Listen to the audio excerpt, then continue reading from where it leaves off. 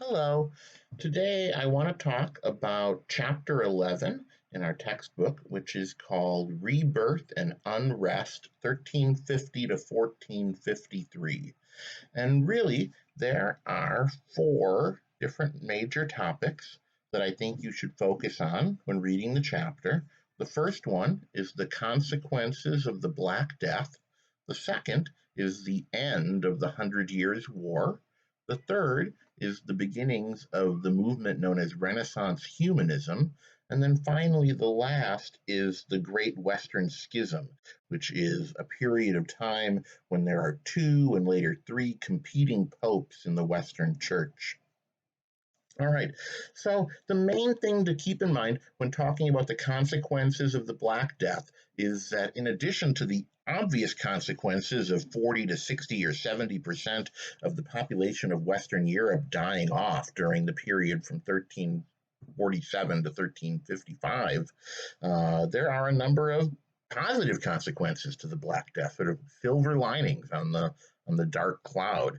One of them is that food prices fall. And so the price of bread and the price of other food falls because there's a lot less mouths to feed and there's less demand for food. And because there's fewer workers and there's less competition, wages rise. And so you get a combination of people making more money and spending less on food, which leads to a much higher standard of living than ever before in Western Europe.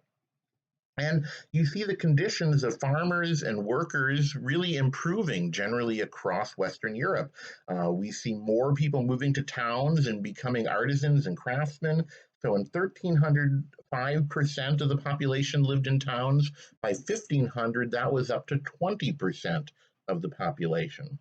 And for small farmers, this was a great opportunity to grow their land holdings. And so we see a lot of small farmers becoming larger farmers after the Black Death. And even for serfs, this was a good period. If you were an unfree laborer, a serf living in Western Europe, especially in England, you saw your condition improve dramatically after the Black Death. And in fact, in Western Europe, serfdom disappears after the Black Death. Now, in Eastern Europe, the opposite kind of happens. And so in Russia and Poland and other places in Eastern Europe, they actually strengthened serfdom after the Black Death. So it wasn't inevitable that things would get better. But in Western Europe, somewhat as a result of the uprisings of peasants throughout the 1350s to 1380s, leads to the end of serfdom. Now, the Hundred Years' War is something we talked about last chapter as well, which was this epic war between England and France. And it was started because of a dispute over who was the rightful king of France, because the king of England had a legitimate claim on the throne of France. And for the first 80 years or so, the English dominate the Hundred Years' War. They have better technology. They have longbows, which are superior to the technology the French have. And there's all kinds of other factors that lead to this strong English presence in the first 80 years of the war. But things really turn around in 1429. And that's when Joan of Arc shows up on the scene. So Joan of Arc was a French peasant girl who had a series of religious experiences where she claimed that God and a number of saints had sent her to win the war for the French. And she goes to the son of King Charles VI, who at this point should have been the king of France, but wasn't because the English had seized power. And she convinces him to press forward and ultimately helps get him crowned king. Now, she's only an influential figure for a couple of years because by 1431, she is burned at the stake for heresy after being captured by the Burgundians and sold to the English. But even though Joan of Arc only is there for a couple years, she really revives French morale and helps drive a series of French victories that push the English back. But then ultimately, the reason the French win the war is because they end up getting some new technology. And in the 1450s, they get access to gunpowder and cannons from the East, and those become dominant. And the English strategy had been to build castles all along northern France, and the French, with their new cannons, were able to knock those castles down. And as a result, the English lose control of northern France. They're forced to flee back across the English Channel, and the French win an overwhelming victory in 1453, which cements France's presence as one of the great powers of Europe. All right, so that's finishing up stuff from last chapter, the Black Death and the Hundred Years' War. What about this new stuff going on in chapter 11, namely the Renaissance? So the Renaissance is a movement that we tend to associate with art, and obviously Renaissance art is really important, and figures like Michelangelo and Leonardo play a huge role in the Renaissance. But I want to look at an aspect of the Renaissance known as humanism. And humanism is basically the opposite of the earlier movement of scholasticism. So we talked about scholasticism when we read about medieval education, and scholasticism was an educational system that was grounded in the Bible and grounded in the writings of the early church fathers. Humanism, on the other hand, is based on the writings of the Greco-Roman classics. So Cicero and Homer and Ovid and Plato and other Greco-Roman figures become the main driving forces behind humanism. If there was like a phrase to describe humanism, it would be back to the sources. So you want to learn about life, where do you turn? You turn to the ancient sources. You turn to the ancient Roman authors who wrote primarily in Latin. Greek is still largely unknown in Western Europe at this point in time. Around 1453, when the city of Constantinople falls to the Ottoman Turks, a whole bunch of Greek refugees flee into Italy, and Greek knowledge becomes more widespread. But at first, at least, it's Latin and figures like Cicero and Virgil and Ovid who are driving this. They begin to reconstruct what they thought life was like in ancient Rome. And this influences people in all kinds of different ways. And for some, they see ancient Rome and the Roman Republic as their model, and they try to strive to reinvent civic pride and democracy and republicanism.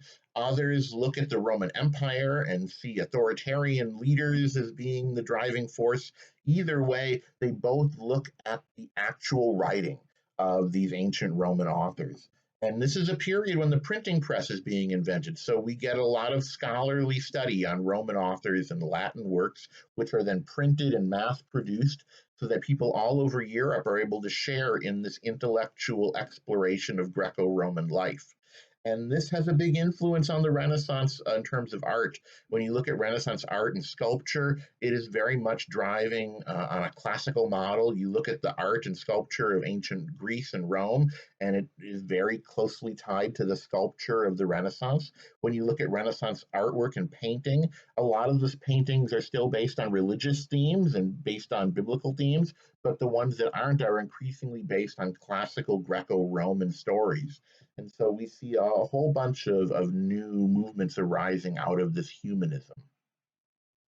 Finally, I want to look at the Great Western Schism, which is a big deal. So basically, we saw last chapter how the papacy had moved from Rome to Avignon. And so we read Unum Sanctum in the Perspectives book, and that was this document where the Pope claimed basically absolute authority over the kings of Europe, and in particular over the King of France. And we saw how the King of France responded to that by having the Pope killed. And the Pope that followed after Boniface VIII was a Frenchman who was a friend of King Philip IV.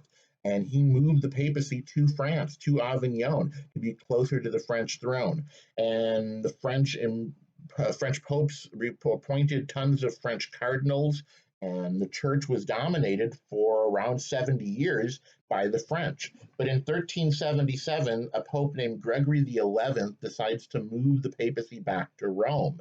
But as soon as he gets there and settles in, he dies.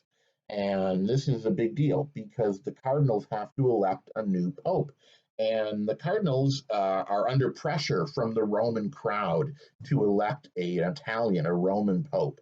And they do. His name is Urban VI, and he is from Rome. But as soon as the Pope is elected, all of these French cardinals flee back to Avignon, and they claim they were forced by, against their will to elect Urban VI. And so they elect a new Pope, a guy named Clement VII, and he decides to keep the papal court in Avignon. And so now we have two people who are rightfully elected pope, Urban VI in Rome, Clement VII in Avignon, and they both divide Europe between them. England, Germany, Northern Italy, Scandinavia, Bohemia, Poland, and Hungary recognize the Roman Pope, while France, Scotland, Castile, Aragon, and Southern Italy recognize the French Pope. Things get even messier when a council called the Council of Pisa in 1409 tries to fix the whole thing, and in the end, you end up with three popes, three competing popes. And it's not until 1417 that this ends, when the Holy Roman Emperor forces all three popes to resign, and a new pope, Martin V, is elected by a unified council that settles this matter once and for all. And this is an interesting story, but the reason it's important is that it shows how weak the church had become in the years after Unum Sanctum. And so this is a period when the church really reaches a low point in terms of power and influence, because they are competing against each other. There's multiple popes. And now at the end, you get these councils like the Council of Constance, which declare themselves to be more powerful than the Pope. And the papacy spends a number of years trying to crush this new movement called conciliarism, which tries to use councils to limit the power of the popes. And in the end, a lot of reforms that needed to happen in the Roman Catholic Church don't happen. And 100 years later, we find the Reformation coming out of the seeds of these undone reforms, right? And so we see people like Martin Luther rising up in 1517 and responding to the problems the church has. And those problems precisely hadn't been solved because of the Great Western Schism and the conciliarist controversy that followed it. As far as the documents go for the discussion boards, there's really two that I want you to pay particular attention to this week. All of them are interesting, all of them are important, but I want you guys to pay particular attention to the trial of Joan of Arc on page 387, and take a look at this trial. This is an excerpt from the trial records. If you notice, it's not really political crimes that she's put on trial for. They don't really seem to mind that she was fighting against the English. They seem really interested in her religious visions, and she's put on trial for witchcraft and heresy. And one of the main driving forces here seems to be her cross-dressing. The fact that she liked to wear men's clothing seems to have been a major sticking point for the inquisitors in her trial. So read that. I'm looking forward to seeing what you guys have to say about that.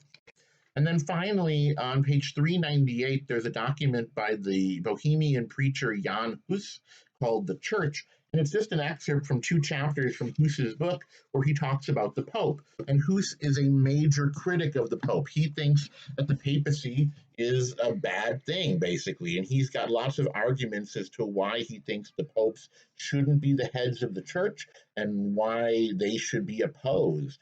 And he's going to be an antecedent to the Reformation, right? Later reformers in the 1500s are going to draw upon these ideas of Jan Hus and his criticisms of the Pope when they launched their own criticisms of the Catholic Church later on. All right. I hope you guys found this video interesting and helpful. Do make sure that you ask any questions about it on the discussion boards, and I will do my best to answer them. Have a wonderful week, and I'll talk to you next time.